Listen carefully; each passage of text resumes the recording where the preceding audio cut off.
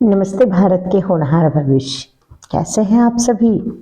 उम्मीद और आशा करते हैं आप सभी बहुत अच्छे होंगे। एक बार फिर से आपके अपने YouTube चैनल KSRM 2.0 में आप सभी का बहुत बहुत स्वागत है। तो मेरे प्यारे सभी स्टूडेंट्स, आज हम लोग सुगम विज्ञान में जो हमने अध्याय 2 भोजन के अवयव को पढ़ा था, पूरा किताब का हमने एक एक लाइन आपको पढ़ के बताया था, इसकी सारी बातों को आपने देखा था। अब हम इसका शॉर्ट एनालिसिस करेंगे, एक शॉर्ट क्विक रिवीजन करेंगे और इसमें आपको बताया जाएगा कि आपको क्या क्या याद रखना है। जैसे कि पहला अध्याय में आप लोगों को शॉर्ट क्विक रिवीजन में कुछ चीजों को याद रखने के लिए कहा गया था, ठीक उसी प्रकार इस अध्याय में भी वैसा ही होगा। अगर आप में से कोई भी स्टूडेंट्स जो अभी किताब नहीं पढ़े हैं, डायरेक्ट वो शॉर्ट क्विक रिवीजन पे आ रहे हैं, तो मेरी उनसे सलाह है कि पहले आप बुक्स का डिटेल्स पढ़ें, उसके बाद ये पढ़ें, तो आपको ज़्यादा ये समझ में आएगा। तो आइए बिना वक्त गवाए हम लोग इस अध्याय को शुरू करते हैं। तो मेरे प्यारे स्टूडेंट्स, चैप्टर का नाम है भोजन के अवयव। अंग्रेजी में लिखा हुआ है कंपोनेंट ऑफ फूड्स, यानी जो भी हमारे भोजन होते हैं उसमें कौन कौन से अवयव के रूप में मौजूद होते हैं, उसका क्या काम है। तो पहला यहाँ पे लिखा हुआ है भोजन के संघटकों में कुछ महत्वपूर्ण रासायनिक तत्व होते हैं। इन्हीं तत्वों को पोषक या पोषक तत्व कहते हैं। अर्थात जैसा कि यहाँ पे लिखा हुआ है, पहले भोजन के संघटकों के बारे में अंग्रेजी में इंग्रेडिएंट्स हमने पहले ही अध्याय में बता चुके हैं कि किसी भी भोजन को जो भी बनाने में, तैयार करने में जिन जिन पदार्थ की आवश्यकता होती है उन्हें क्या कहते हैं? संघटक। तो भोजन के संघटकों में यानी भोजन का जो भी बनाने के लिए लगता है अवयव, कुछ महत्वपूर्ण रासायनिक तत्व होते हैं, यानी उसके अंदर कुछ केमिकल एलिमेंट होते हैं। उन्हीं तत्वों को क्या कहते हैं? पोषक या पोषक तत्व, जिसको अंग्रेजी में क्या कहा जाता है? न्यूट्रिएंट्स कहा जाता है।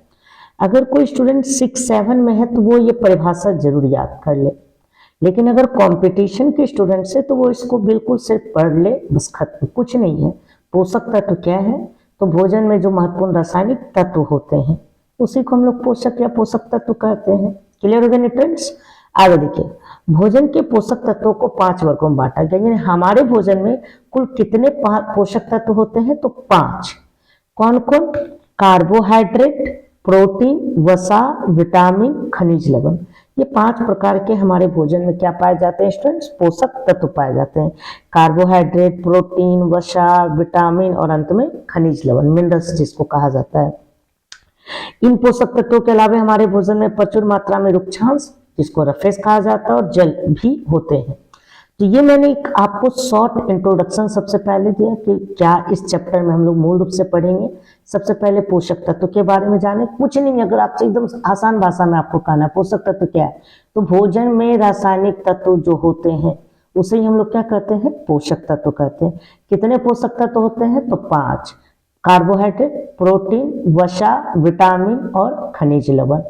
इसके अलावा 2 और चीजें, रुक्षांश और जल। अगर कोई डायरेक्ट देख रहे हैं तो रुक्षांश का आगे मतलब बताया जाएगा, अदरवाइज आप रुक्षांश का मतलब समझ चुके हैं। हम एक एक करके समझेंगे, जितना लिखा हुआ है बस हम उतना ही डिस्क्राइब करेंगे, क्योंकि किताब में हर एक चीज को आपको अच्छे से बताया जा चुका है। तो अब सबसे पहले आते हैं कार्बोहाइड्रेट के ऊपर। कार्बोहाइड्रेट में कार्बन, हाइड्रोजन तथा ऑक्सीजन एक निश्चित अनुपात में होता है। ये आपका पहला ऑब्जेक्टिव बन गया सभी के लिए, मोस्ट इंपॉर्टेंट। कार्बोहाइड्रेट में कौन कौन सा तत्व पाया जाता है? तो नाम में ही देखिए, कार्बोहाइड्रेट, कार्बन, कार्बो ओ से ऑक्सीजन और हाइड्रेट से हाइड्रोजन। तो कार्बोहाइड्रेट में कौन कौन पाया जाता है? कार्बन, हाइड्रोजन और ऑक्सीजन पाया जाता है। अब कार्बोहाइड्रेट के 3 यहाँ प्रकार का जिक्र किया गया है। शर्करा, स्टार्च, अंग्रेजी में, हिंदी में मंड कहा जाता है, और सेलुलोस। शर्करा क्या है, या स्टार्च क्या है, या सेलुलोस क्या है? तो आप आराम से बताएंगे। तीनों कार्बोहाइड्रेट के क्या है? प्रकार है। तो अब हम शर्करा को जानते हैं, जिसको अंग्रेजी में क्या कहते हैं? शुगर। शर्करा यह मीठे होते हैं। शर्करा का स्वाद कैसा होता है बच्चों? मीठा होता है। दूसरा, ग्लूकोज शर्करा का एक सरलतम प्रकार है। यानी जो ग्लूकोज होता है ना, वो किसका एक प्रकार है? शर्करा का। आपसे वस्तुनिष्ठ में इस तरह से पूछा जा सकता है, ग्लूकोज किसका एक प्रकार है? ऑप्शन शर्करा, दूसरा स्टार्च, तीसरा सेलुलोज। तो इसका जवाब क्या हो जाएगा? शर्करा। तीसरा, ग्लूकोज शरीर में आसानी से अवशोषित होकर उत्तकों में पहुंच जाता है। उत्तक क्या है हमने अच्छे से समझा दिया, टिश्यू जिसे अंग्रेजी में कहा जाता है। वहां यह शीघ्रता से टूटकर ऊर्जा देता है। यही कारण है कि रोगी, खिलाड़ी और अन्य जिन्हें भी ऊर्जा की अतिशीघ्र आवश्यकता होती है, तब उन्हें ग्लूकोज दिया जाता है। देखिए, अगर आप नहीं अभी भी समझे तो आराम से समझे। कार्बोहाइड्रेट 3 प्रकार के होते हैं ना। पहला शर्करा, तो पहले शर्करा को समझते हैं। शर्करा का स्वाद मीठा होता है, उसका टेस्ट कैसा होता है? मीठा। इसी शर्करा का एक एग्जाम्पल कौन आ जाता है? ग्लूकोज। ग्लूकोज नहीं मैं बोल रहा हूं, स लास्ट में आ रहा है, ग्लूकोज। ठीक है। अच्छा, अब ये जो ग्लूकोज है, इसके बारे में कुछ बातें बताई जाती हैं कि ये हमारे शरीर में जैसे ही पहुंचता है उत्तकों में, उत्तक कुछ नहीं होता है, एक लाइन में समझे, कोशिकाओं के समूह को क्या कहा जाता है? उत्तक कहा जाता है। तो जब ये, अब कोशिका क्या है हम नहीं बताएंगे, क्योंकि हम ये पहले के वीडियो में आपको समझा चुके हैं। और ये मैं फिर से बोल रहा हूं, अगर कोई बीच से पढ़ रहे हैं तो पहला अध्याय से आके पढ़े, फिर आपको पढ़ने का मजा भी बहुत ज्यादा आएगा। तो आइए, तो जब ग्लूकोज हमारे शरीर में पहुंचता है, किसी भी माध्यम से हम लोग ग्लूकोज को जब लेते हैं शरीर में, तब ये डायरेक्टली तुरंत उत्तक में पहुंच जाता है, टिश्यू में। और वहां उत्तक इसको क्या कर लेता है? अवशोषित कर लेता है, एब्जॉर्ब करके टूट कर तुरंत ऊर्जा बना देता है। अब जैसे देखिए, आप चावल खाते हैं, रोटी खाते हैं, सब्जी खाते हैं, होता क्या है? सबसे पहले ये हमारे आमाशय में, स्टोमक में 3 से 4 घंटा कम से कम पहले बिताता है। तो अगर आपको इंस्टेंटली तुरंत ऊर्जा की आवश्यकता होगी, नहीं मिल सकेगा चावल, गेहूं से बनी हुई रोटी या मकई से बनी हुई रोटी, यानी किसी प्रकार के अनाज से आपको तुरंत ऊर्जा नहीं मिलेगा। लेकिन ग्लूकोज अगर आप जैसे लेते हैं, तो आपके शरीर में तुरंत वो उत्तक में पहुंचकर और वहां उत्तक उसको अवशोषित करके ऊर्जा बना देता है, जिससे कोई खिलाड़ी है, खेल रहा, थका हुआ महसूस कर रहा है, उसको तुरंत ऊर्जा चाहिए ना। अब बैठ के चावल दाल खा लेगा, 3-4 घंटा कहेगा, ओ भाई रुक जाओ, थोड़ा खेल को रोको, मेरे को ऊर्जा आने दो, फिर मैं खेलूंगा। ऐसा तो पॉसिबल नहीं हो सकता ना। तो इसलिए खिलाड़ी हो गए, पेशेंट हो गए, काम करने वाले हो गए, जब उनको तुरंत ऊर्जा की आवश्यकता होती है, ऐसे समय में उन्हें क्या दिया जाता है? ग्लूकोज। उसी का एक एग्जाम्पल आप कह सकते हैं ग्लूकोन डी हो गया, जो कि ग्लूकोन डी के नाम से बिकता है ना। तो वो इसी ग्लूकोज का कह सकते, ग्लूकोज का एक प्रकार हुआ। ठीक है, अब आप ये अच्छे से समझ गए होंगे शर्करा के बारे में। अब दूसरा है स्टार्च के बारे में, जरा देखिए, जिसको हिंदी में मंड कहते हैं और अंग्रेजी में स्टार्च कहते हैं। यह पौधों का संचित खाद्य पदार्थ है। यानी पौधों में कार्बोहाइड्रेट किस रूप में, देखो इस लाइन का मतलब समझो, यह पौधों का संचित मतलब जमा, ठीक है ना, जमा खाद्य पदार्थ, यानी पेड़ पौधों में कार्बोहाइड्रेट किस रूप में जमा होता है? तो जवाब क्या आएगा? स्टार्च के रूप में जमा होता है। और स्टार्च का सबसे ज्यादा इंपॉर्टेंट भी एग्जाम्पल, ये भी इंपॉर्टेंट है और ये भी, या आलू, शकरकंद, चावल, गेहूं, मकई, इन सब में पाया जाता है।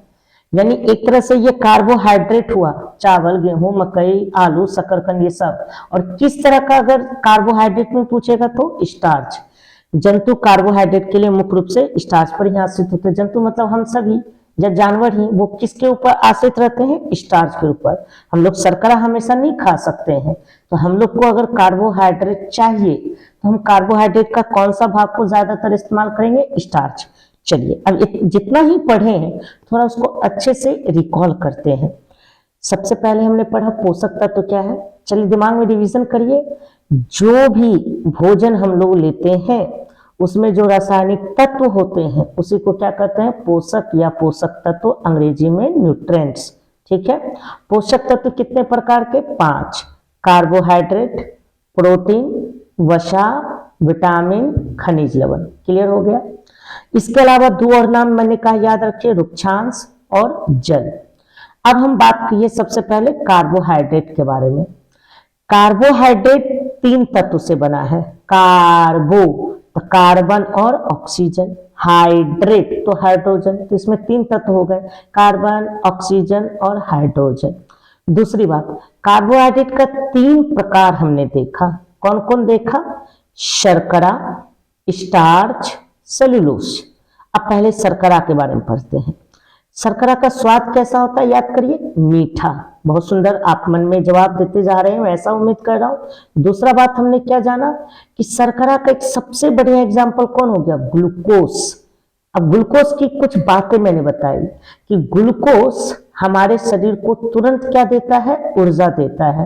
अच्छा, ये ऊर्जा क्यों देता है? क्योंकि यह हमारे ऊतक में सीधे पहुंचकर वहां पे टूटकर और वो ऊर्जा बना देता है। और यही वजह है कि रोगी, खिलाड़ी, काम करने वाले व्यक्ति को जब ऊर्जा की जरूरत होती है तो किसका इस्तेमाल करते हैं? ग्लूकोज का। ये तुरंत ऊर्जा देने वाला काम करता है। अब ये तो शर्करा के बारे में हमने पढ़ लिया। अब हम किसके बारे में पढ़ेंगे? स्टार्च, जिसको हिंदी में क्या कहते हैं? मंड। ये सबसे पहला विषय इंपॉर्टेंट, पेड़ पौधे का संचित खाद्य पदार्थ, यानी पेड़ पौधे में कार्बोहाइड्रेट किस रूप में जमा रहता है? तो जवाब क्या आएगा? स्टार्च के रूप में। और हम लोग कहीं न कहीं स्टार्च के रूप में इसी पे निर्भर है। और स्टार्च का एग्जाम्पल क्या हो गया? गेहूं, मकई, आलू, शकरकंद, ये सब आपके क्या एग्जाम्पल हो गए? स्टार्च के।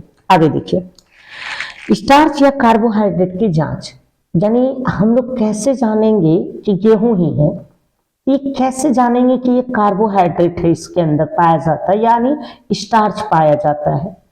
अच्छा, दाल ही लेते हैं, चना दाल, उसमें कैसे जानेंगे कि कार्बोहाइड्रेट नहीं है? कोई तो तरीका होगा ना जिसे वैज्ञानिकों ने ढूंढा होगा। तो इस जांच के लिए यहाँ पे लिखा हुआ है, कोई भी पदार्थ लेते हैं, जैसे कि एग्जाम्पल यहाँ लिया, आलू का कटा हुआ भाग लिया, ठीक है, तो इसमें भी ये इंपॉर्टेंट है इसकी जांच के लिए, तो इसलिए मैंने डबल टिक कर लिया। कोई भी पदार्थ लेते हैं उसमें बस एक वर्ड याद रखें, तनु आयोडीन विलयन। ये आपके स्कूल के लेबोरेटरी में उपलब्ध होगा। विज्ञान के शिक्षक की मदद से आप इनकी 3-4 बूंदे आलू के ऊपर डालेंगे, ठीक है। फिर से मैं समझा रहा हूँ, एक पदार्थ लिए, यानी आलू के रूप में कटा हुआ टुकड़ा आलू का लिए, उसके ऊपर क्या चीज की बूंदे डालनी है? आयोडीन विलयन की। कितनी बूंदे डालनी है? 3 से 4। उसका रंग क से कार्बोहाइड्रेट, क से काला। अब फिर उसके बाद एक कीवर्ड याद रखना, नीला। तो ब्लैक और ब्लू, काला और नीला अगर हो जाए तो समझ जाएंगे कि वो क्या है? कार्बोहाइड्रेट है। अगर किसी वजह से ये तनु आयोडीन विलयन नहीं उपलब्ध रहा, तब आप एक साफ शीशे में, शीशी वाले बोतल में पानी लेंगे और दवाई वाले दुकान, मेडिकल स्टोर से टिंचर आयोडीन की दवा लेंगे, उसके भी वही 3 से 4 बूंद लेंगे। वो मेडिकल शॉप में आपको मिल जाएगा, टिंचर आयोडीन। और जब आप उसको फिर आलू के ऊपर डालेंगे तो सेम वही रिजल्ट आएगा, काला नीला। तो इस तरह से कार्बोहाइड्रेट की जांच के 2 तरीके हैं बस। अब देखिए, आयोडीन, तनु आयोडीन क्या है? अभी कुछ नहीं, समझ जाइए कि कोई रासायनिक पदार्थ है। ये जब आगे की कक्षा में हम लोग पढ़ेंगे तो विस्तार से समझेंगे कि तनु आयोडीन विलयन क्या होता है, सांद्र आयोडीन विलयन क्या होता है, ये तनु और सांद्र में क्या फर्क होता है, ये विलयन क्या होता है। अब भी सिर्फ समझ जाएंगे कि कोई पदार्थ है जिसको आलू पे डालने से उसका रंग कैसा हो जाता है? काला नीला हो जाता है। समझने में कोई दिक्कत नहीं। कार्बोहाइड्रेट की जांच क्लियर हो गई। आगे देखिए, कार्बोहाइड्रेट का क्या काम है? सबसे पहला और एकमात्र इंपॉर्टेंट जो आपको याद रखना है, यह शरीर को क्या देता है? ऊर्जा देता है। हमारे शरीर को अगर तुरंत ऊर्जा की जरूरत होगी तो हम किस, मतलब तुरंत नहीं, हाँ तुरंत के लिए भी बिल्कुल सही है, सॉरी, तुरंत के लिए भी हम कार्बोहाइड्रेट ले सकते हैं और लॉन्ग टर्म के लिए भी हम किसको ले सकते हैं? कार्बोहाइड्रेट को ही ले सकते हैं। तो शरीर को क्या देता है? ऊर्जा। आप सिर्फ एक इस पॉइंट को याद रखेंगे। अब इसमें एक चीज, दूसरा पॉइंट है, अधिक मात्रा में सेवन क्या किया। अब सामान्य तौर पर एक स्टूडेंट का नाम ले लेते हैं, दुर्गा। दुर्गा की खाने की शक्ति है आमतौर पर 6 रोटी, लेकिन किसी दिन वह खुशी होने की वजह से बहुत खुश है तो 6 की जगह 11 रोटी खा ली। तो अब उस दिन तो आवश्यकता से ज्यादा उसके, रोटी चूंकि कार्बोहाइड्रेट का स्रोत है, तब उस दिन तो आवश्यकता से ज्यादा कार्बोहाइड्रेट वो ले ली। तब जंतु में जो कार्बोहाइड्रेट जमा होता है, किस रूप में जमा होता है स्टूडेंट? ग्लाइकोजन। जी याद रखिएगा, अंग्रेजी में भी ग्लाइकोजन ही कहा जाता है। तो जंतुओं में कार्बोहाइड्रेट ग्लाइकोजन और पौधों में किस रूप में, स्टार्च के रूप में संचित होता है। पौधों के तो बारे में आपने पहले ही पढ़ लिया था, पौधे में जो कार्बोहाइड्रेट होता है किस रूप में जमा होता है, स्टार्च। लेकिन अब ये भी जान लीजिए कि जंतु में जो कार्बोहाइड्रेट जमा होता है वो क्या कहलाता है, ग्लाइकोजन। उम्मीद है ये समझने में आपको कार्बोहाइड्रेट कहीं से भी कोई दिक्कत नहीं होगी। अब इसमें जो याद रखना है उसको एक बार रिवीजन करते हैं। कार्बोहाइड्रेट 3 तत्व से बना है, कार्बन, हाइड्रोजन, ऑक्सीजन, याद हो गया। दूसरा, कार्बोहाइड्रेट का 3 प्रकार देखिए, शर्करा, स्टार्च और सेलुलोज, याद हो गया। शर्करा के बारे में देखिए, स्वाद मीठा, एक प्रकार ग्लूकोज। ग्लूकोज का एक खासियत क्या है, ये याद नहीं रखना, ये जेहन में सिर्फ रखना है जो अब बोल रहे हैं। ग्लूकोज की एक खासियत क्या है कि हमारे शरीर में आसानी से ऊतकों में पहुंच जाता है, वहां तक उसको अवशोषित कर लेता है, जहां वो टूट कर तुरंत क्या देता है, ऊर्जा दे देता है। ये आपका खत्म हो गया शर्करा। अब आते हैं स्टार्च। स्टार्च किसका संचित खाद्य पदार्थ है, तो पेड़ पौधे का। दूसरा, स्टार्च का सबसे बढ़िया एग्जाम्पल, इसका उदाहरण कौन है, आलू, गेहूं, मकई, शकरकंद, ये सब आपके किसके एग्जाम्पल हो गए, तो कार्बोहाइड्रेट में स्टार्च का एग्जाम्पल हो गए, जिसे हिंदी में मंड कहते हैं।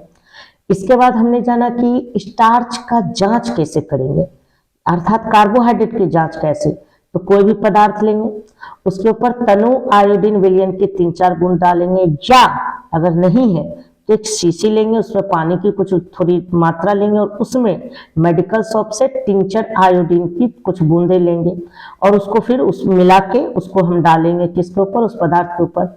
अगर उसका रंग कैसा हो गया, काला नीला, तो वो बताएगा कि इसमें कार्बोहाइड्रेट उपस्थित है। आखिरी चीज देखिए, कार्बोहाइड्रेट का क्या काम है, पहला काम ऊर्जा देना। दूसरा बात क्या देखिए, जंतु में कार्बोहाइड्रेट ग्लाइकोजन के रूप में संचित रहता है, नहीं जमा रहता है, और पेड़ पौधे में स्टार्च के रूप में। यही आपका इस पेज में आपको याद रखना था। मैं आशा और उम्मीद करता हूं कि आपको अभी ही क्लास में ये सारी चीजें याद हो गई होंगी। आगे हम लोग बढ़ते हैं, इसका दूसरा भाग प्रोटीन को पढ़ते हैं। चलिए शुरू करते हैं। प्रोटीन में कार्बन, हाइड्रोजन तथा ऑक्सीजन के अलावा नाइट्रोजन पाया जाता है। मेरे प्यारे स्टूडेंट्स, कार्बोहाइड्रेट में आपने पढ़ा ना, कार्बन, हाइड्रोजन, ऑक्सीजन, इसमें भी ये 3 रहता है, लेकिन इसमें एक बोनस भी रहता है, नाइट्रोजन। देखिए मैंने शॉर्ट फॉर्म भी यहाँ लिख दिया, आप ये याद रखें धीरे धीरे। कार्बन का शॉर्ट फॉर्म C, हाइड्रोजन का H, ऑक्सीजन का O, नाइट्रोजन का N, ठीक है। तो प्रोटीन में 3 तत्व तो पाया जाता है, एक और कौन पाया जाता है, नाइट्रोजन पाया जाता है। अब प्रोटीन किस किस में पाया जाता है, तो मटर, मूंगफली, सेम, दाल, चना, मूंग, राजमा, सोयाबीन, ये सब में पाया जाता है, जो कि पादप स्रोत हो गए एक तरह से। जबकि जंतुओं में मांस, मछली, अंडा, दूध, पनीर, इन सब में पाया जाता है। ये प्रोटीन के स्रोत, कि आपको प्रोटीन कहाँ से मिलेगा। जैसे कार्बोहाइड्रेट आपने देखा आलू में, शकरकंद में, गेहूं में, मकई में, तो उसी तरह से ये प्रोटीन के स्रोत है पेड़ पौधे वाले और जंतु वाले। अब प्रोटीन की जांच कैसे करेंगे, यही थोड़ा सा हमको किताब में पढ़ाने में यहाँ पे मिस्टेक हो गया था, जिसको हम वापस से सुधार भी दिए थे।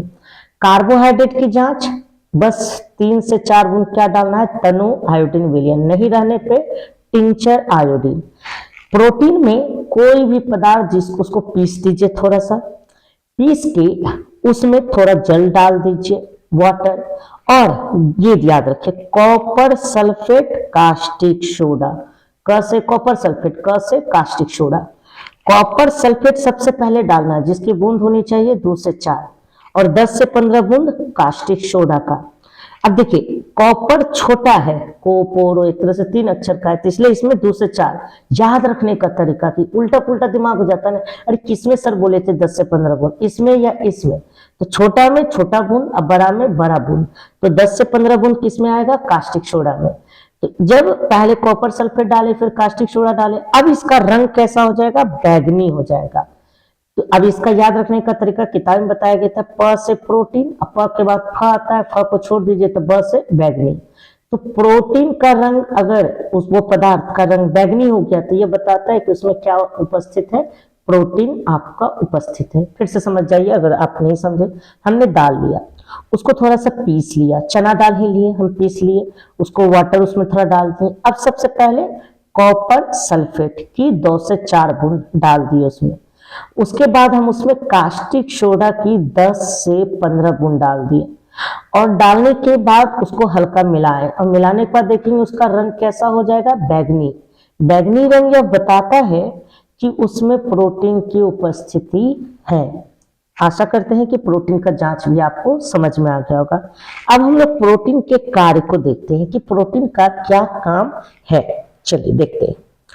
पहला, यह उत्तकों का निर्माण एवं मरम्मत करता है। उत्तक क्या हो गया बच्चों, टिश्यू। मैंने बताया था कि एक बार फिर से समझ लीजिए, ये हमारा जैसे शरीर है, शरीर का ये स्किन है, त्वचा है। हम जब इस स्किन को जूम करेंगे तो जो सबसे छोटा भाग होगा उसको क्या कहते हैं, सेल, कोशिका। और कई सारे सेल आपस में मिलकर क्या बनाते हैं, टिश्यू। तो यह उत्तकों का निर्माण एवं मरम्मत करता है। मान लो यहाँ पे मेरा ये कट गया, मैं चाकू से सब्जी को काट रहा था, मेरे यहाँ का उंगली कट गया, इसको वापस से रिपेयर करने का काम, बिल्ड करने का काम, बनाने का काम किसका है, प्रोटीन का। तो प्रोटीन ही कह सकते हैं। यह उत्तकों का निर्माण यानी नए नए अंगों का भी निर्माण कर सकते हैं और कहीं टूट गया, फूट गया तो उसका भी मरम्मत ये करता है प्रोटीन। इसलिए यहाँ पर एक लिखा हुआ, वैसा भोजन जिसमें प्रोटीन की मात्रा अधिक होती है उसको शरीर वर्धक भोजन कहते हैं। शरीर वर्धक, वर्धक मतलब बढ़ना, तो शरीर को बढ़ाता कौन है, प्रोटीन। इसलिए वैसा भोजन जिसमें प्रोटीन ज्यादा होगा उसको शरीर वर्धक भोजन कहलाएगा। आगे देखिए, शरीर वृद्धि के लिए अनिवार्य होने के कारण ही बढ़ते हुए शिशु तथा गर्भवती महिला को प्रोटीन की आवश्यकता अधिक होती है।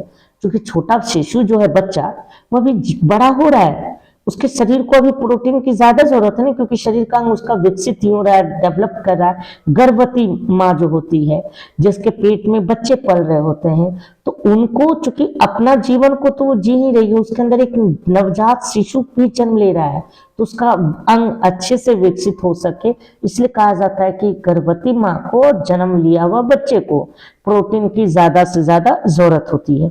हमारे शरीर की अस्थियां, अस्थियां मतलब हड्डी, मांसपेशी, त्वचा, बाल, नाखून, ये सब मुख्य रूप से किसके बने होते हैं, प्रोटीन के ही बने होते हैं। ऊन तथा सिल्क भी प्रोटीन से ही बनते हैं। ऊन जो भेड़ से हमको प्राप्त होता है, सिल्क जो एक कीड़ा होता है, रेशमी कीड़ा उसको कहते हैं, सिल्क वर्म भी कह सकते हैं, उससे वो रेशम प्राप्त होता है। तो ये दोनों भी एक्चुअली क्या है, प्रोटीन ही है, ठीक है ना। तो ऊन तथा सिल्क भी क्या होते हैं, प्रोटीन से ही बनते हैं। ये भी एक पॉइंट याद रखने वाली है। विशेष परिस्थिति में आवश्यकता पड़ने पर प्रोटीन से ऊर्जा भी प्राप्त होती है। मान लो किसी वजह से हमारे शरीर में कार्बोहाइड्रेट नहीं है और वसा भी नहीं हम दे रहे हैं, वसा के बारे में जस्ट पढ़ेंगे, तब हमारे शरीर को ऊर्जा देने का काम ऐसी परिस्थिति में कौन करता है, प्रोटीन। लेकिन ये अच्छी संकेत नहीं मानी जाएगी। लेकिन अभी प्रोटीन का फंक्शन देख रहे हैं, तो ये प्रोटीन का बस मेन काम है शरीर का निर्माण करना, उसको स्वस्थ रखना, उसको कहीं भी टूटा फूटा उसकी रिपेयरिंग करने में मदद करना, ग्रोथ करने में मदद करना। आशा करते हैं कि प्रोटीन के बारे में समझने में कोई दिक्कत नहीं होगी। याद क्या रखने वाली बात है, पहला, प्रोटीन में कौन कौन से तत्व हैं, कार्बन, हाइड्रोजन, ऑक्सीजन तो है, एक बोनस कौन है, नाइट्रोजन बोनस है। क्लियर हो गया। दूसरी बात क्या, देखिए प्रोटीन की जांच कैसे करेंगे, तो कोई भी पदार्थ पिसा हुआ लेंगे, उसमें थोड़ी पानी डालेंगे, सबसे पहले क्या लेंगे, कॉपर सल्फेट, कितने बूंद, 2 से 4। दूसरा कास्टिक सोडा, कितना लेंगे, 10 से 15, मिला देंगे और मिलाने के बाद उसका रंग कैसा हो जाएगा, बैगनी। तो जो बताएगा कि वो पदार्थ क्या है, प्रोटीन का सोर्स है। अब प्रोटीन का क्या देखिए काम, याद रखने वाली जो बात, पहला, यह उत्तकों का निर्माण एवं मरम्मत करता है, और दूसरा हमने इसमें याद रखने वाली जो बात थी, ऊन तथा सिल्क, ये भी किसके बने होते हैं, प्रोटीन के। बाकी ये सब बाकी पढ़ने के लिए कि जो भोजन में प्रोटीन की मात्रा ज्यादा होगी उसको शरीर वर्धक कहेंगे। प्रोटीन से हमारा त्वचा, बाल, मांसपेशियां ये सब बने होते हैं, ये आप याद रखिएगा, पढ़ लीजिएगा। याद रखने वाले में मैं पेंसिल से टिक लगा देता हूं ताकि आप उसको अच्छे से जब भी पढ़े उसको तो एकदम ध्यान में याद रख के पढ़े। चलिए बच्चों, अब हम लोग देखते हैं वसा के बारे में कि वसा क्या है। वसा, इसमें भी कार्बन, हाइड्रोजन एवं ऑक्सीजन पाया जाता है, किंतु कार्बोहाइड्रेट की अपेक्षा इसमें हाइड्रोजन की मात्रा अधिक होती है। तो क्या आपने देखा कि वसा, जिसे अंग्रेजी में फैट कहते हैं, FAT फैट, फैट में भी कार्बन, हाइड्रोजन, ऑक्सीजन, देखो सब में पाया जा रहा है, कार्बोहाइड्रेट में भी, प्रोटीन में भी और वसा में भी। लेकिन कार्बोहाइड्रेट में ये तीनों पाया गया, कार्बोहाइड्रेट में कार्बन, हाइड्रोजन, ऑक्सीजन, प्रोटीन में भी कार्बन, हाइड्रोजन, ऑक्सीजन, इसके अलावा नाइट्रोजन, इसमें भी वसा में कार्बन, हाइड्रोजन, ऑक्सीजन। लेकिन ये जो हाइड्रोजन है यह कार्बोहाइड्रेट की तुलना में ज्यादा पाया जाता है। ये एक पहली इसकी बात हो गई। तो पूछेगा इनमें से किसमें हाइड्रोजन की मात्रा सर्वाधिक रहती है? पहला कार्बोहाइड्रेट, दूसरा प्रोटीन, तीसरा वसा, चौथा इनमें से कोई नहीं। तो सबसे ज्यादा हाइड्रोजन किसमें रहता है? वसा में रहता है। आगे देखिए, वसा हमें मुख्यतः मक्खन, घी, दूध, क्रीम, अंडा, पीला भाग, जो अंडा का अंदर पीला भाग रहता है, तैलीय मछली, मांस, ये सबसे पाया जाता है। ये जंतुक स्रोत है, यानी एनिमल में किससे किससे हमको वसा मिल सकता है तो वो बताया गया। इसके अलावा काजू, बादाम, विभिन्न प्रकार के तेल, मूंगफली, तिल, इस सब में भी वसा पाया जाता है। अब वसा की जांच कैसे करेंगे? तो कोई भी, ये जांच तो आपको याद रखना ही चाहिए, कोई भी पदार्थ को पीस लीजिए, जैसे अंडा का पीला भाग ही लिए, उतना पीसिए, उसके बाद या फिर अंडा का पीला भाग को कागज पे थोड़ा सा लगड़िए और फिर उसको प्रकाश में देखिए। जैसे ये प्रकाश है, इसमें हमने वो पीसा हुआ भाग को देखा, तो अब देखेंगे थोड़ा देर सूखने दीजिए उसको लगड़ने के बाद। थोड़ी देर बाद देखेंगे कि जिस जगह पे लगड़ा गया था वहां धुंधला धुंधला जैसा दिखाई पड़ रहा है। तो वो जो धुंधला जैसा धब्बा एक दिखाई पड़ता है कागज के ऊपर, वही बताता है कि उसमें क्या चीज की उपस्थिति है? वसा की उपस्थिति। तो वसा बड़ा सिंपल है, देखते नहीं आपके शरीर के ऊपर, कपड़े के ऊपर तेल वगैरह सब गिर जाता है, कैसे एक धब्बा जैसा दिखने लगता है, वो धब्बा ही बताता है कि उसमें क्या चीज की उपस्थिति है? वसा की उपस्थिति है। क्लियर है? चलिए अब हम लोग अगला पॉइंट देखते हैं, यहाँ पे वसा का काम को देखते हैं कि फंक्शन क्या है वसा का।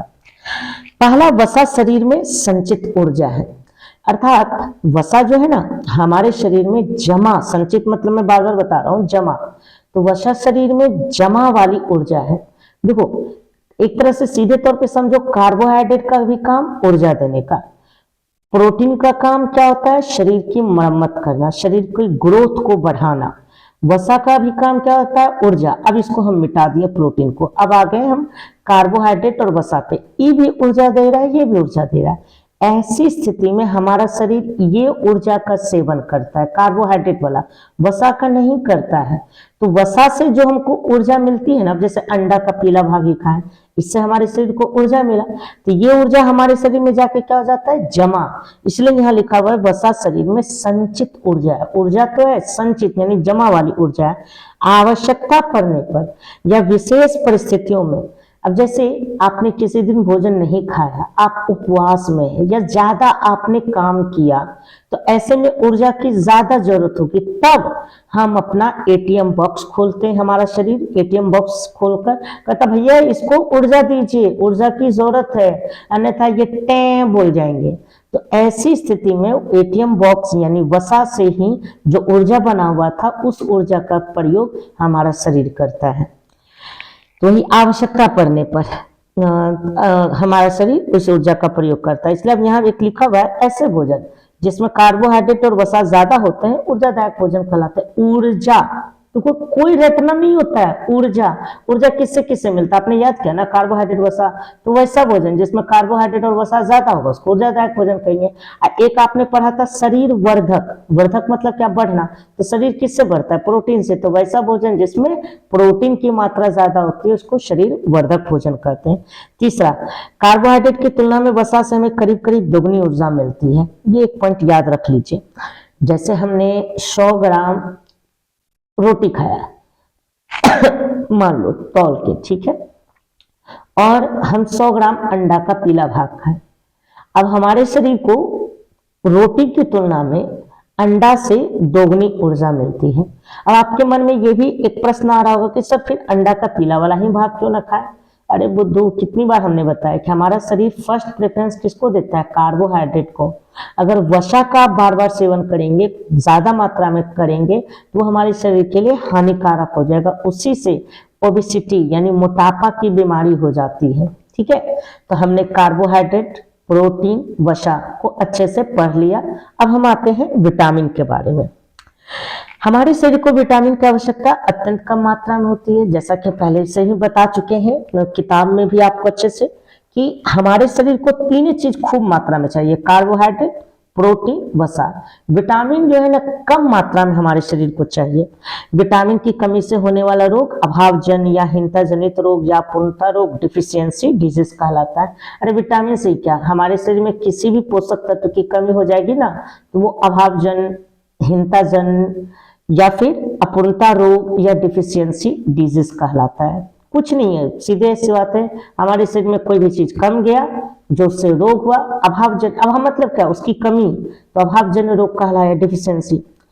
अब ये याद रखना है, विटामिन कितने प्रकार के होते हैं? 2 प्रकार के, एक जल में घुलने वाले और एक वसा में घुलने वाले। एक किसमें? जल में और एक वसा में। जल में कौन कौन घुलते हैं? बस 2 को विटामिन याद रखेगा, बी सी। जल में कौन कौन घुलते हैं? B C. देखिए बी में भी बी समूह होता है, यानी चूंकि लगभग एक दूसरे से काफी हद तक मिलता है, इसलिए ऐसे विटामिन को बी समूह कहा गया। जैसे B1, B2, B3, B6, B12, ये सब कुछ विटामिन बी के हैं जिसका गुण लगभग एक दूसरे से मिलता है, इसलिए इसको डायरेक्ट कहा गया बी समूह। तो बी वाले विटामिन जो है और सी वाले विटामिन है, अगर इसको हम पानी में डालेंगे तो ये पानी में पूरी तरह से क्या हो जाएगा? घुल जाता है। तो इसलिए ऐसे विटामिन को जल में घुलनशील विटामिन कहते हैं, पानी में डालने पर ये उसमें घुल जाएंगे। तो कौन कौन घुलेंगे? बी समूह। बी समूह अंग्रेजी में बी कॉम्प्लेक्स, इसका मतलब समझ गए ना, यानी बी के जितने भी गोतियां हो गए, B1, B2, B6, B12 जितने भी है तो वो बी समूह हो गए। और विटामिन सी लगातार तो याद रखना मुश्किल नहीं, बी और सी किसमें घुलेंगे? जल। अच्छा आप कैसे कहिएगा कि सर हम वसा में भी तो घुल सकते हैं, कंफ्यूज होने के लिए भूल भटक गए तो वसा, व से वसा, अब बी दोनों एक तरह से सिमिलर है, एक साथ दोनों जाएंगे नहीं, बी और वसा नहीं आपस में जाएंगे, अलग अलग ही रहेंगे। तो आप अपने जहन में अच्छे से याद रख सकते हैं बी और सी। आगे देखिए यहाँ पे विटामिन बी समूह, यहाँ ये एक अच्छा पॉइंट है, इसमें मैं यहाँ टिक लगा देता हूँ। विटामिन बी समूह पाचन कार्य तथा तंत्रिका संस्थान के कार्यों को सुचारू रूप से चलाने में मदद करते हैं। यानी जो बी कॉम्प्लेक्स है ना, जितना भी, उसका मुख्य रूप से काम क्या? पाचन, यानी हमारा भोजन अच्छे से पाचन हो सके, और डाइजेशन जिसे अंग्रेजी में कहते हैं, और तंत्रिका संस्थान, न्यूरॉन जो फंक्शन होते हैं। अब ये तंत्रिका संस्थान क्या होते हैं, ये अभी बस थोड़ा जान लीजिए, डिटेलिंग आपको आगे की ही क्लास में मिलेगी। बस हमारे बॉडी में जो न्यूरॉन होते हैं तंत्रिका, उसको अच्छे से चलाने में मदद करता है बी समूह। तो बी समूह का कितने काम? 2 काम, भोजन को पचाने में और तंत्रिका को अच्छे से काम करवाने में। इसी तरह से एक विटामिन B12 दिया, बी समूह का एक विटामिन दिया जो रक्त के निर्माण में सहायक है। हमारा जो खून बनता है ना, ब्लड, उसके निर्माण में किसकी एक अहम भूमिका है? B12 की भूमिका है।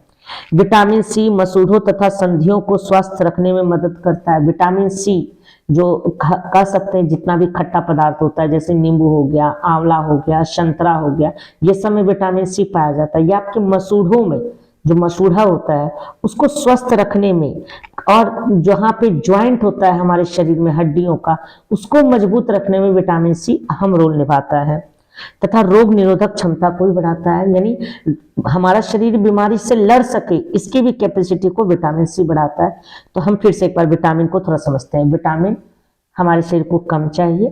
विटामिन को 2 भाग में आप बांट सकते हैं, जल में घुलने वाले, वसा में घुलने वाले। अभी हमने पढ़ा जल में घुलने वाले। जल में कौन कौन घुलता है? बी समूह और सी, विटामिन बी समूह और सी घुलता है। बी समूह के बारे में कुछ बात बताएं, जैसे एक B12 के बारे में बताएं कि यह भोजन को क्या करता है, सॉरी भोजन को नहीं, B12 का काम है रक्त को बनाने में हेल्प करता है। बी समूह का काम देखें, भोजन को पचाने में, तंत्रिका तंत्र को सुचारू रूप से काम करने में मदद करता है। और विटामिन सी का क्या देखें? मसूड़ा को स्वस्थ, मसूड़ा दांत के ऊपर जो रहता है, जिसमें दांत फंसा हुआ रहता है, वो मसूड़ा हुआ, अंग्रेजी में जम्स कहा जाता है।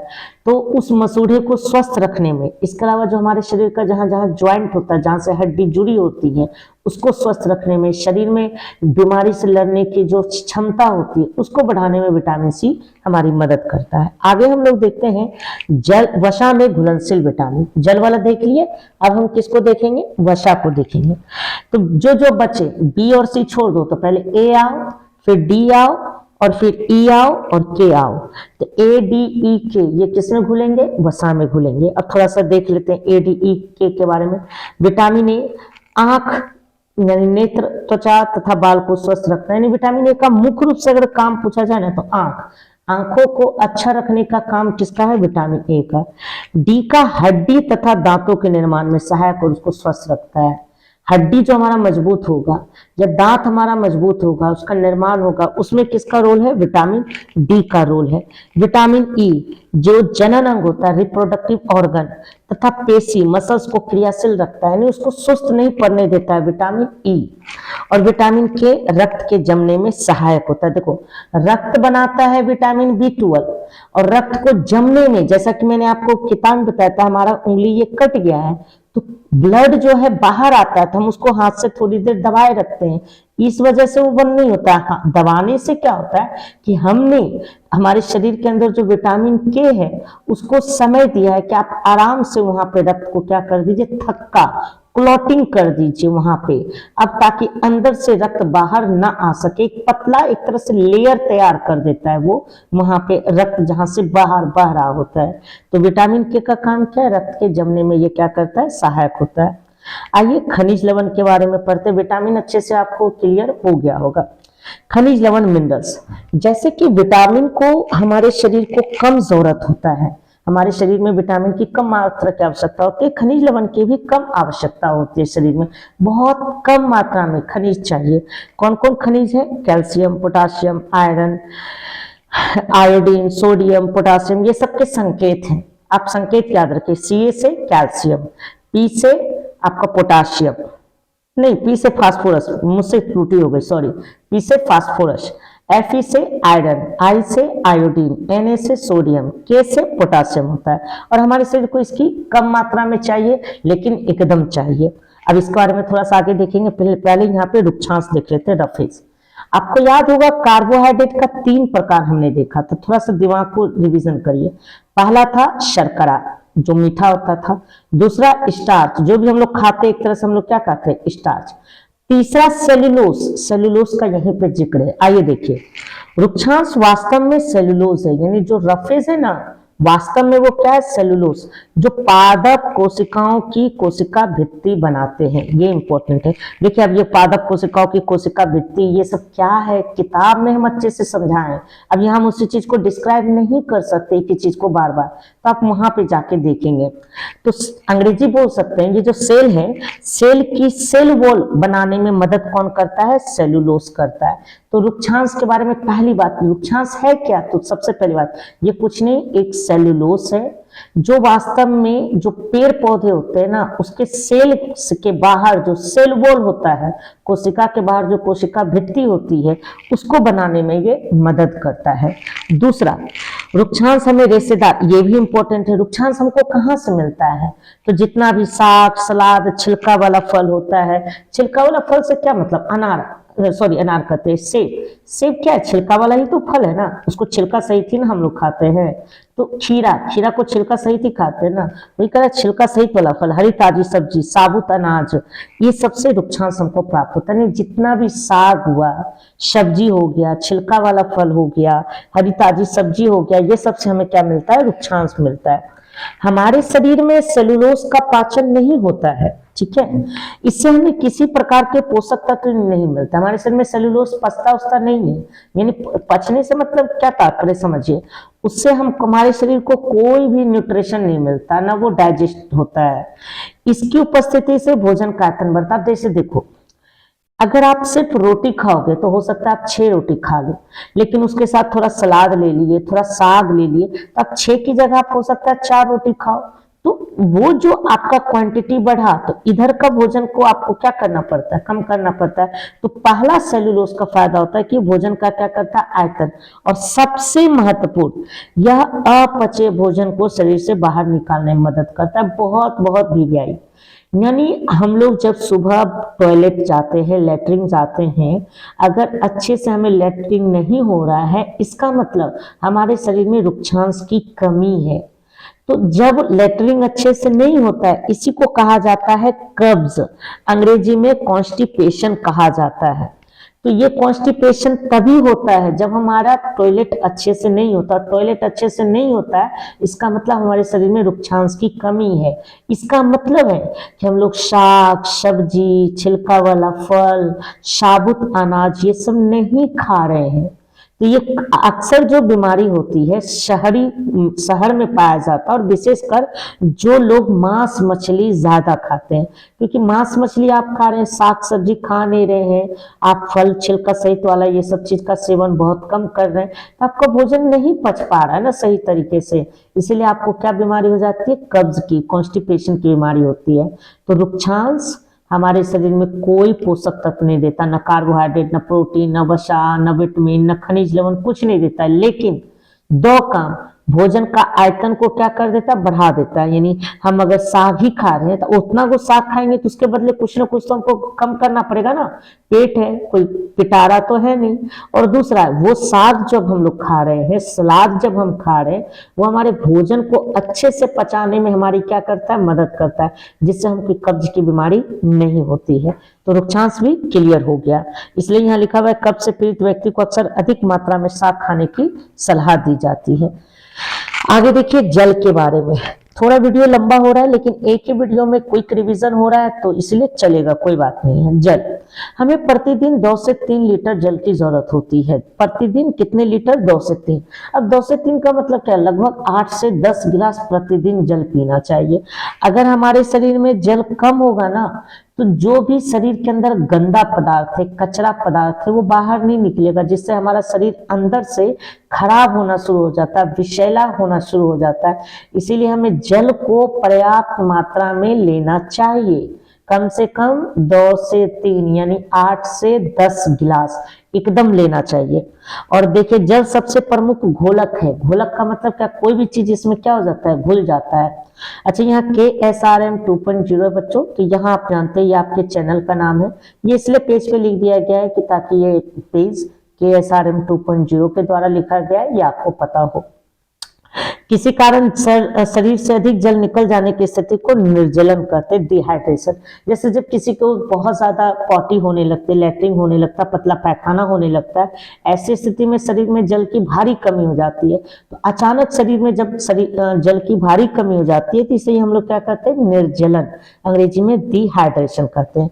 अब है संतुलित आहार, जिसे अंग्रेजी में कहते हैं बैलेंस्ड डाइट कहते हैं। आइए समझते हैं बैलेंस्ड डाइट क्या है। एक व्यक्ति पूरे दिन में जो कुछ खाता है उसको क्या कहलाता है, आहार, डाइट। हम लोग जो कुछ भी दिन में खा रहे हैं एक दिन में, वो हमारा क्या कहलाए, आहार कहलाए। और जब वो जो आहार भोजन हम लोग का, उसमें सब कुछ पर्याप्त मात्रा में, कार्बोहाइड्रेट, प्रोटीन, वसा, विटामिन, खनिज लवण, रुक्षांश, जल, ये सब एक निश्चित मात्रा में, जितना हमारे शरीर को चाहिए वो एक निश्चित मात्रा में मौजूद हो, तो उसी को हम लोग कहते हैं संतुलित आहार। अच्छा, एक मन में ये भी डाउट होता है कि जो लोग अंगूर खाते हैं, अनार खाते हैं, उसको ज्यादा ताकत मिलता है, साग सब्जी वाले को ताकत नहीं मिलता। बिल्कुल गलत है। सच तो ये है कि अगर आप 100 ग्राम साग खाते हैं और 100 ग्राम अंगूर, तो साग से आपको ज्यादा फायदा मिलता है ना कि अंगूर से। तो महंगा फल का खाने से हमारे शरीर को ज्यादा फायदा होता है, यह मिथ्य है, यह बिल्कुल गलत भ्रांति है। तो ये दिमाग से हटा दे। अधिक वसा युक्त भोजन करने से मोटापा, जिसे अंग्रेजी में ओबेसिटी कहा जाता है, वो हो जाता है। ये आप लोग जानते हैं, यानी इसमें हम लोग को कोई याद रखने वाली बात नहीं है। हाँ, जो अभी क्लास 6 में है वो चाहे तो ये वाला एक संतुलित आहार किसे कहते हैं, वो भोजन वाला परिभाषा याद कर सकते हैं। अब रोग, अब देखिए कुछ रोग के बारे में जरूर ध्यान रखिएगा। जैसे प्रोटीन तथा कार्बोहाइड्रेट की कमी से क्या हो जाता है, कुपोषण, जिसे अंग्रेजी में माल न्यूट्रिशन कहा जाता है। तो कुपोषण क्या है, तो जब हमारे शरीर में प्रोटीन, जिसका काम है आपके शरीर को बनाने का, कार्बोहाइड्रेट जिसका काम है शरीर को ऊर्जा देने का। जब ये दोनों की कमी हो जाती है इसी को क्या कहते हैं, कुपोषण कहते हैं। तो कुपोषण अब से याद रहेगा, हमारे शरीर में ऊर्जा देने वाला और जो शरीर का निर्माण करता है, मरम्मत करता है, वो कम जाए। इससे ऐसी स्थिति में उस व्यक्ति को क्या हो गया है, कुपोषण, माल न्यूट्रिशन हो गया है।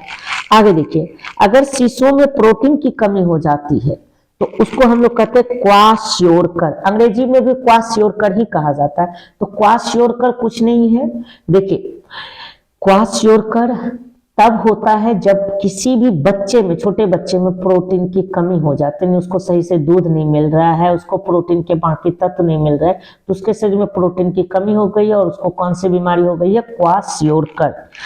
अब ये क्वाशियोरकर हो गया, कैसे जानेंगे? पहला है कि शरीर की त्वचा शुष्क हो जाती है, शुष्क मतलब सूखा हो जाता है। बच्चे में आप देखिए चेहरे पर ललक चमक होती है, एक ललाट उसका बड़ा सुंदर खिलता है, लेकिन अगर कोई बच्चा सूखा सूखा नजर आ रहा है इसका मतलब उसके अंदर प्रोटीन की कमी है। पेट असाधारण रूप से फूल जाता है। जो पेट होता है ना, एक होता है मोटापा, तो मोटापा सिर्फ आगे से नहीं, दोनों तरफ से, लेफ्ट राइट से भी थोड़ा थोड़ा निकलता है और फिर सामने से। लेकिन जो बच्चों में प्रोटीन की कमी होती है उसका पेट एकदम सीधे सडनली अचानक बहुत ज्यादा फूल जाता है, बाल की चमक घट जाती है, बाल का रंग भूरा हो जाता है। तो ये आप कह सकते हैं क्वाशियोरकर का लक्षण है। आगे देखिए, प्रोटीन दिख रहा है आपको, हाँ यहाँ दिख रहा है। प्रोटीन तथा कार्बोहाइड्रेट दोनों की कमी से होने वाला शिशु में रोग मेरेस्मस कहलाता है। ये देखिए, एक आपने देखा कुपोषण, तो कुपोषण का मतलब है जब आपके शरीर में प्रोटीन और कार्बोहाइड्रेट दोनों कम गया। लेकिन अगर यही बच्चे में कम हो जाए प्रोटीन और कार्बोहाइड्रेट, तो बच्चे में जो रोग होता है इसको कहते हैं मेरेस्मस कहते हैं। इसमें बच्चे एकदम दुर्बल, हड्डी कंकाल की तरह दिखते हैं, तो ये मेरेस्मस कहलाता है। आगे एक पॉइंट है भोजन का खट्टा होना, यानी भोजन खट्टा हो गया, जैसे गर्मी का समय आ रहा है धीरे धीरे, अब भोजन उसमें आपको खट्टा लगता है, तो इसके पीछे का वजह क्या है? तो उसके पीछे का कुछ नहीं, उसमें किण्वन आ गया है, अंग्रेजी में फर्मिनेशन कहा जाता है, हम बिल्कुल सही है लगभग। तो किण्वन जिसको अंग्रेजी में फर्मिनेशन कहा जाता है, उसी की वजह से भोजन खट्टा होने लगता है या उससे स्मेल आने लगता है। तो किण्वन को बोलचाल की भाषा में खमीर उठना भी कहते हैं। गर्मी के दिन में किण्वन तीव्र गति से होता है। अभी किण्वन के बारे में एक ही चीज समझे कि किण्वन क्या है। जब भोजन खट्टा हो गया तो हम कह देंगे कि इसमें क्या है, किण्वन आ चुका है। बाकी किण्वन के बारे में बहुत ज्यादा जानकारी आगे की क्लास में आपको धीरे धीरे मिलेगा। अभी ये क्लास 6 है, ये छोटा सा इंफॉर्मेशन, फर्मिनेशन यानी किण्वन क्या है, तो भोजन का खट्टा होना या उससे दुर्गंध आना ही क्या कहलाता है, किण्वन।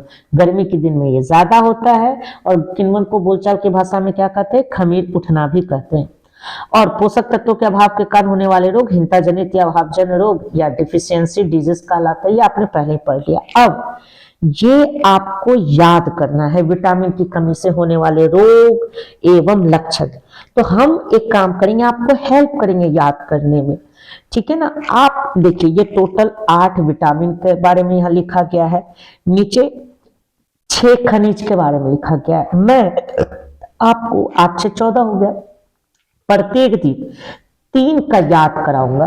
मैं याद कराऊंगा, जहां पे कुछ आपको याद करने को होगा ना, मैं आपको याद कराऊंगा। आपको घर पे कोई मेहनत नहीं करना है, मेरे साथ मेहनत करिएगा, काफी है। तो चलिए शुरू करते हैं। जैसे विटामिन ए, विटामिन ए की कमी से कौन सा रोग होता है, रतौंधी। थोड़ा आराम से ब्रेन को याद रखिए, विटामिन ए की कमी से रतौंधी।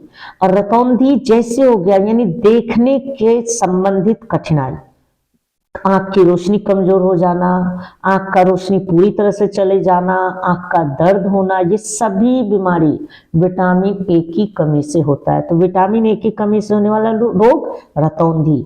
रतौंधी का लक्षण क्या है, तो देखने में कठिनाई। अब आते हैं विटामिन बी1। पहला है बी1, तो बी से ब से बेरी बेरी, तो बी1 की कमी से होने वाला रोग बेरी बेरी।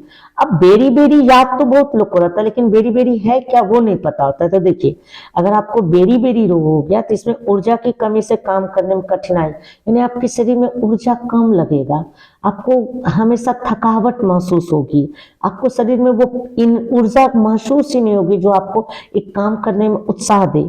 कमजोर पेशियां, आपकी जो मसल्स होती है वो भी एकदम पूरी कमजोर हो जाती है। तो फिर से विटामिन ए की कमी से होने वाला रोग, मने मन याद बताइए, अब आपको मैंने बताया रतौंधी। रतौंधी का मतलब देखने में कठिनाई, याद हो गया। B1 पहला है इसलिए B से ब से बेरी बेरी, तो B1 की कमी से कौन सा रोग, बेरी बेरी। अब बेरी बेरी का मतलब आपको काम करने में कठिनाई होती है, जब आपके शरीर को ऊर्जा नहीं मिलती है, तो ये ऊर्जा की कमी B1 की भी वजह से होता है, और पेशी जो मसल्स है वो आपकी क्या हो जाती है, कमजोर हो जाती है। और आखिरी विटामिन है B2, तो B2 का कमी से होने वाला रोग मुंह आना, जब आपका मुंह आ जाता है ना, जिसको छाला कहते हैं, तो वो आपका B2 की कमी से हो जाता है, जिसमें आपका जीभ, ओंठ, मुंह ये सब में क्या पड़ जाता है, छाला, जिसमें आप हल्का भी तीता खाते, हल्का भी, तो आपको बहुत ज्यादा लहरता है, तो ऐसे में बड़ा परेशानी होता है। तो मम्मी लोग कहती है कि नमक तेल इन सब से मुंह धोया करो, थोड़ा सा वो पान खा लेना चाहिए। तो ये एक्चुअली B2 की कमी से होने वाला रोग है, ठीक है। तो आप 3 को याद हो गया, बस हम इसको यहीं छोड़ेंगे, बाकी हम हर क्लास में आगे ये 3 आपको करके याद कराते चलेंगे, ठीक है। क्योंकि आप घर पे मेहनत नहीं करें, आप वीडियो देख रहे हैं यही काफी, हम आपको इसी वीडियो के माध्यम से हर चीज याद कराएंगे। चलिए एक रिविजन करते हैं जो हम अभी तक पढ़े हैं शॉर्ट में, जो आपको याद रखना है। सबसे पहले कार्बोहाइड्रेट, तो कार्बोहाइड्रेट 3 चीज से बना है, रिवीजन करिए, कार्बन, हाइड्रोजन, ऑक्सीजन। क्लियर हो गया। कार्बोहाइड्रेट का 3 प्रकार, शर्करा, स्टार्च, सेलुलोज। शर्करा का स्वाद मीठा, इसका एक एग्जांपल सेलुलोज। सेलुलोज हमारे शरीर में तुरंत अवशोषित हो जाता है, तुरंत ऊर्जा दे देता है। क्लियर हो गया। अब आइए शर्करा के बाद स्टार्च। स्टार्च का सबसे बढ़िया एग्जांपल गेहूं, मकई, चावल, शकरकंद, ये सब आपके आलू, ये सब किसका एग्जांपल हो गया, तो स्टार्च, जिसको हिंदी में मंड कहते हैं। और स्टार्च ही पेड़ पौधे का क्या है, संचित खाद्य पदार्थ है। सेलुलोज जो कि रुक्षांश भी है कह सकते हैं, वो हम लोग आगे देखेंगे। कार्बोहाइड्रेट की जांच कैसे करेंगे, क से कार्बोहाइड्रेट, तो इसका रंग कैसा होगा, काला नीला। कब होगा, जब इसमें तनु आयोडीन विलयन का हम 2 से 4 बूंद डालेंगे, अगर नहीं रहेगा तो आप टिंचर आयोडीन डालेंगे। याद हो गया। कार्बोहाइड्रेट का मुख्य काम ऊर्जा देना। जंतुओं में कार्बोहाइड्रेट किस रूप में जमा रहता है, ग्लाइकोजन, और पेड़ पौधे में किस रूप में जमा रहता है, तो आपका स्टार्च के रूप में जमा रहता है। कार्बोहाइड्रेट के लिए प्रोटीन, प्रोटीन में भी कार्बन, हाइड्रोजन, ऑक्सीजन पाया जाता है, इसके अलावा इसमें क्या पाया जाता है, नाइट्रोजन पाया जाता है। प्रोटीन का जांच कैसे करेंगे, कोई भी चीज को पीस लेंगे, उसमें थोड़ी पानी डाल देंगे, और सबसे पहले कॉपर सल्फेट और तब कास्टिक सोडा। कॉपर सल्फेट का लगभग 2 से 4 बूंद, कास्टिक सोडा का 10 से 15 बूंद। रंग कैसा हो जाएगा, बैगनी, तो ये बताएगा कि उसमें क्या है, प्रोटीन है। प्रोटीन का काम उत्तक का निर्माण करना और मरम्मत करना मुख्य रूप से।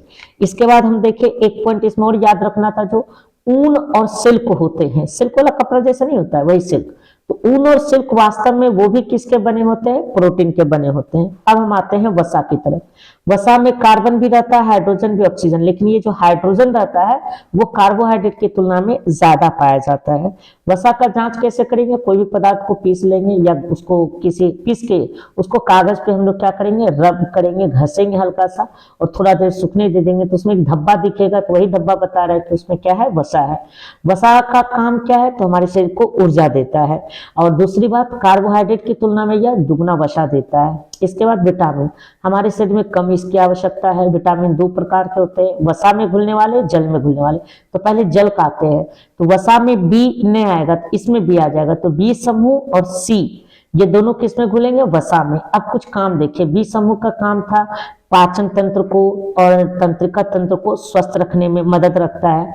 B12 का काम हमने देखा था रक्त को बनाने में मदद करता है। विटामिन सी मसूड़ा को स्वस्थ रखता है। इसके अलावा आपके जहां ज्वाइंट्स रहते हैं, जोड़ रहते हैं, उसको स्वस्थ रखने में मदद करता है और रोग से लड़ने में हमारी मदद करता है।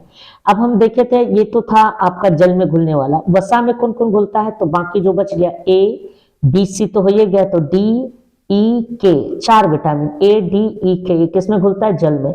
अच्छा, सबका काम, ए का काम क्या था याद करिए, तो ये विटामिन ए का अगर हमारे शरीर में कमी हो जाता है तो देखने में कठिनाई होती है, यानी आंखों को देखने में अच्छे से मदद करता है। ए विटामिन डी का काम क्या होता है, तो कह सकते हैं आप हड्डियों को विशेष रूप से मजबूत रखने में हमारी मदद करता है। विटामिन ई का काम जो हमारे जनन अंग होते हैं, रिप्रोडक्टिव ऑर्गन, जो बच्चे को जन्म लेने में एक तरह से मदद करते हैं, जितने भी जनन अंग होते हैं वो आगे क्लास में पढ़ेंगे जननांग कौन कौन होते हैं, तथा जो पेशी होते हैं, मसल्स होते हैं, उसको हमेशा एक्टिव बनाए रखता है विटामिन ई।